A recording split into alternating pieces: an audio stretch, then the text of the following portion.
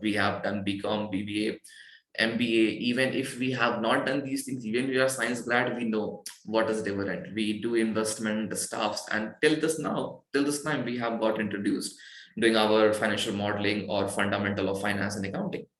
But still, see what is dividend? A cash flow for investors. Okay, this line is very important. Okay, it's a cash flow for investors. Okay, which company is paying? The another line, which company is paying? Okay, there will be no more cash flow until one sells their stock. So for investor, like suppose that you are an investor and you have invested in ITC. Now for you, the cash flow which company is generating is the dividend which they are paying you. For you, I'm not saying for anyone's perspective, like you have purchased, like suppose it 10 stock of ITC. Every year ITC is giving some dividend to these stockholders. So this is your cash flow. So if you are going to do a valuation, you are going to do a valuation based on your cash flow, that what you get. Okay, apart from this, company doesn't pay you anything, and your cash flow will get generated more when you sell those stocks. So that would be like a inflow from proceeding of sales. I do think that you understood this thing. Now let's try to understand how this entire going concern, each and everything help you. Like what I'm going to do, I'm going to try to build a small, very small one-line model where we are going to justify all these 3 points. Okay, so again, we do remember this flow chart, year 1, year 2, year 3, right? This one. Okay, we are going to make similar thing now with a concept of point 1 to 3. So I have a very less space, but I'm going to try it. Okay, so suppose that we have year 0, and then we have year 1, year 2, year 3, year 4, we have year 5. Okay, now first thing called it will go to infinity, going concern. So we will not stop at year 5.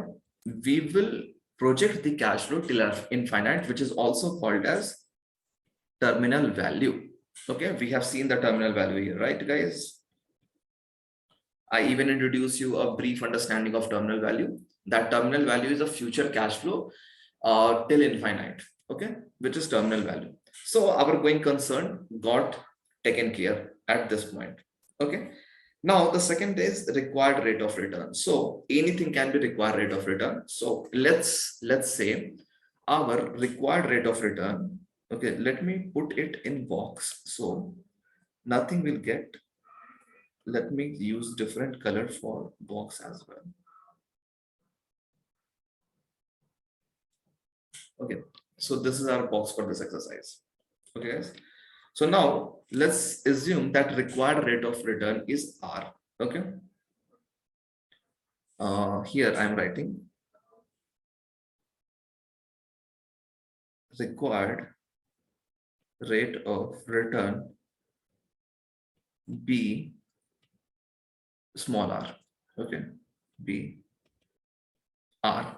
Okay, and then the point 3, projecting future cash flow. So suppose that we have projected future cash flow for year 1, it's cash flow 1, year 2, it's cash flow 2, cash flow 3, cash flow 4, cash flow 5, and cash flow terminal value. This is the cash flow. Now we have to discount it. So how we are going to discount it? We are discounted based on our discounting rate, which is 1 plus r power 1. It's power 1 is a time. Okay, 1 plus r, 1 plus r, 1 plus r, 1 plus r, and 1 plus r. Okay,